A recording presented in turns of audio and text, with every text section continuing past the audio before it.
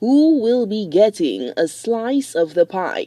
Affordable housing was the topic of discussion at the National Housing Corporation's Investment and Finance Forum on Thursday morning. Prime Minister Philip J. Pierre, speaking to a room full of housing stakeholders, emphasized the importance of affordable housing, particularly for medium and low-income earners. Our conversation today and going forward should be about the development of partnerships, which must be designed and deployed in a brave new approach to national development, where every citizen will benefit from the spoils of economic development and wealth creation.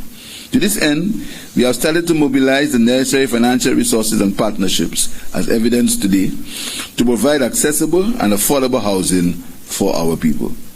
This forum is a step in the right direction. Minister for Housing and Local Government, Richard Frederick, notes that the government of St. Lucia will be making several options available for persons interested in home ownership.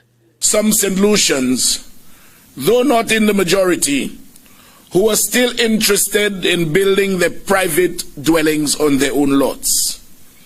In that regard, we would soon be in a position to offer lots, additional lots, from various developments, including but not limited to Shock, Talvan, Balambush, Belvedere, Jackmel, and Larry Tret in Viewfort in the vicinity of St. Jude.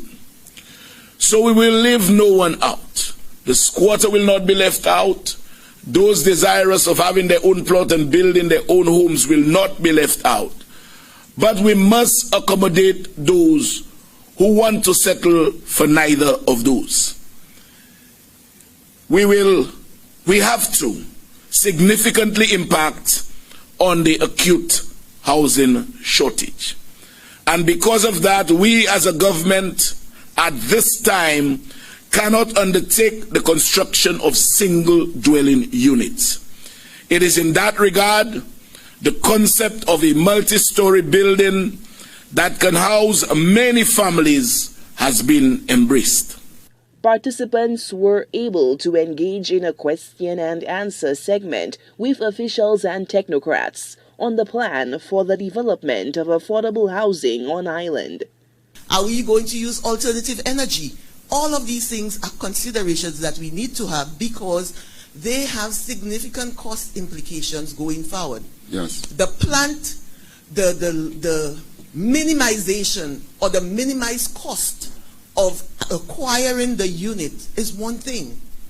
But the sustainable and the forward costing of living or being able to access that product to ensure that it does not get ruined has to be taken into consideration. So it doesn't make sense to have a facility where you say you're going to give people affordable housing, true, but remember these are vulnerable people with low income.